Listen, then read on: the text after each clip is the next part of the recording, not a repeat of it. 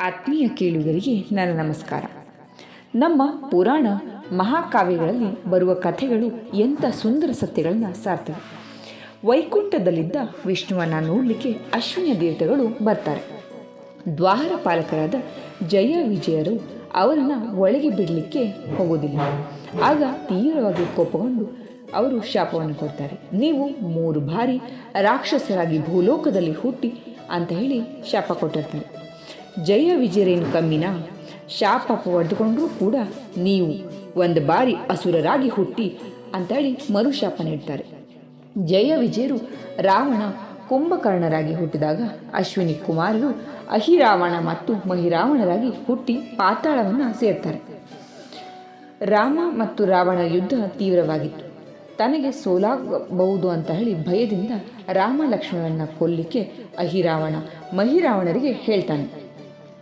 ಅವರು ಮಾಯೆಯಿಂದ ರಾತ್ರಿ ನೆಲದ ಮೇಲೆ ಮಲಗಿ ನಿದ್ರಿಸುತ್ತಿದ್ದಂಥ ರಾಮ ಲಕ್ಷ್ಮಣನ ಹೊತ್ತುಕೊಂಡು ಪಾತಾಳಕ್ಕೆ ಹೋಗ್ತಾರೆ. ಬೆಳಿಗ್ಗೆ ಇವರಿಬ್ಬರನ್ನ ಕಾಣದೆ ಆಂಜನೇಯ ಹುಡುಕ್ತಾ ಲಂಕೆಯ ದಕ್ಷಿಣದ ಕೊನೆಯ ಭಾಗಕ್ಕೆ ಬಂದಾಗ ಅಲ್ಲಿ ಗಂಡ ಬೇರುಂಡ ಪಕ್ಷಿಗಳ ಮಾತಿನಿಂದ ಅವರು ಪಾತಾಳದಲ್ಲಿ ಇರುವುದನ್ನು ತಿಳಿದು ಅಲ್ಲಿಗೆ ಧಾವಿಸ್ತಾನೆ.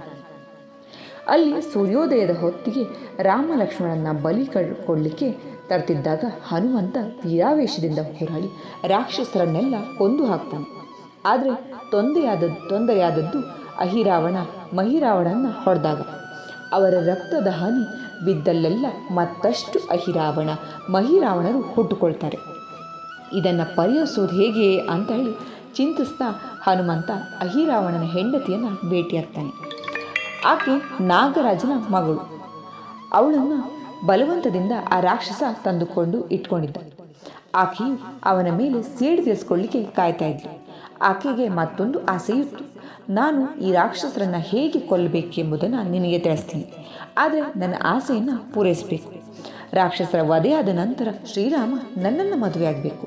ಹಾಗೆ ಮಾಡುವುದಾದರೆ ಮಾತ್ರ ರಹಸ್ಯವನ್ನು ಹೇಳ್ತೇನೆ ಅಂತ ಸ್ಪಷ್ಟವಾಗಿ ಹೇಳ್ತಾಳೆ. ಹನುಮಂತನಿಗೀಗ ಪೇಚಾಟ ಬಿಡ್ದ. ಶ್ರೀರಾಮ ಏಕಪತ್ನಿ ವ್ರತಸ್ಥ. ಈಕೆ ರಹಸ್ಯವನ್ನು ಹೇಳದಿದ್ದರೆ ರಾಕ್ಷಸರ ಹತ್ಯೆಯಾಗೋದು ಹೇಗೆ ಅಂತ ಹೇಳಿ ರಾಮ ಲಕ್ಷ್ಮಣ ಪ್ರಾಣಗಳು ಅಪಾಯದಲ್ಲಿದೆ. ಅವನಿಗೆ ಹೆಚ್ಚು ಸಮಯ ಇರಲಿಲ್ಲ. ಹನುಮಂತ ಯೋಚಿಸಿ ಮಾತು ಕೊಡ್ತಾನೆ. ಆಯಿತು, ಶ್ರೀರಾಮ ನಿನ್ನನ್ನು ಮದುವೆ ಆಗ್ತೇನೆ ಅಂತ ಅವನ ಪರವಾಗಿ ನಾನು ಮಾತು ಕೊಡ್ತೀನಿ. ಆದರೆ ಒಂದು ಷರತ್ತು, ಶ್ರೀರಾಮ ನಿನ್ನ ಮನೆಗೆ ಬಂದಾಗ ಯಾವ ಅಪಶಕನವೂ ಕೂಡ ಆಗಬಾರ್ದು. ಹಾಗೇನಾದರೂ ಆದರೆ ಮದುವೆ ಸಾಧ್ಯವಿಲ್ಲ ಅಂತ ಹೇಳಿ ಆಕೆ ಒಪ್ಪಿ ರಹಸ್ಯವನ್ನು ತಿಳಿಸ್ತಾಳೆ. ಅದೊಂದು ಕತೆ. ಅಹಿರಾವಣ ಮಹಿರಾವಣರು 5 ದುಂಬಿಗಳಿಗೆ ರಕ್ಷಣೆ ನೀಡಿ ಕಾಪಾಡಿರ್ತಾರೆ. ಆದ್ದರಿಂದ ರಾಕ್ಷಸರು ಸತ್ತು ಬಿದ್ದಾಗ ಅವು ಅಮೃತವನ್ನು ಸುರಿಸಿ ಬದುಕಿಸುತ್ತಾ ಇರ್ತವೆ. ಅವುಗಳನ್ನು ಕೊಂದರೆ ರಾಕ್ಷಸರು ತಾವಾಗಿ ಸಾಯ್ತಾರೆ. ಹನುಮಂತ ಅವುಗಳನ್ನು ಕೊಲ್ಲತೊಡಗಿದ. ಒಂದು ದುಂಬಿ ಅವನಲ್ಲಿ ಪ್ರಾಣ ಭಿಕ್ಷೆಯನ್ನು ಬೇಡುತ್ತೆ. ಹಾಗಾದರೆ ನೀನು ಹೋಗಿ ಅಹಿರಾವಣನ ಮಂಚದ ಕಾಲುಗಳನ್ನು ಒಳಗಿನಿಂದ ಕೊರೆದು ಪೊಳ್ಳು ಮಾಡಿಬಿಡು ಅಂತ ಹೇಳಿ ಅಪ್ಪಣೆಯನ್ನು ಕೊಡ್ತಾನೆ. ಅದು ಹಾಗೆಯೇ ಮಾಡುತ್ತೆ. ಹನುಮಂತ ರಾಕ್ಷಸರನ್ನೆಲ್ಲ ಕೊಂದ. ಶ್ರೀರಾಮ ಅಹಿರಾವಣನ ಮನೆಯನ್ನು ಸೇರಿ ಅವನ ಮಂಚದ ಮೇಲೆ ಕುಳಿತುಕೊಂಡ ತಕ್ಷಣ ಅದು ಮುರಿದು ಅಪಶಕನವಾಗುತ್ತೆ. ಆಗ ಶ್ರೀರಾಮ ತಾನು ಮುಂದಿನ ಅವತಾರದಲ್ಲಿ ಕೃಷ್ಣನಾಗಿ ಬಂದಾಗ ಆಕೆಯನ್ನು ಮದುವೆಯಾಗೋದಾಗಿ ತಿಳಿಸ್ತಾನೆ. ಈ ಕಥೆಯಲ್ಲಂತೂ ಅದೆಷ್ಟು ತಿರುವುಗಳು, ಎಷ್ಟು ಕಷ್ಟಗಳು. ಭಗವಂತನ ದ್ವಾರಪಾಲಕರಾಗಿ ಅವನೊಂದಿಗೆ ಇರುವವರಿಗೂ ಕೋಪ ಯಾಕೆ, ಅಹಂಕಾರ ಯಾಕಿಷ್ಟು?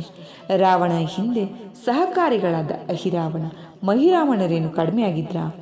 ಗಂಡನೊಂದಿಗೆ ಇದ್ದು ಅವನ ಮೇಲೆ ದ್ವೇಷ ಸಾಧಿಸುವ ಹೆಂಡತಿ, ದರ್ಪಕ್ಕೆ ಹೆದರಿ ಗುಲಾಮರಾಗಿದ್ದು ಅಮೃತ ವರ್ಷ ಸುರಿಸುವ, ಅವಕಾಶ ದೊರೆತಾಗ ಯಜಮಾನನ ಮನೆಯ ಮಂಚವನ್ನೇ ಪೊಳ್ಳಿ ಮಾಡುವಂತಹ ದುಂಬಿಗಳು, ರಾಕ್ಷಸರ ನಾಶಕ್ಕೆ ಎಷ್ಟೊಂದು ವಿಘ್ನಗಳು.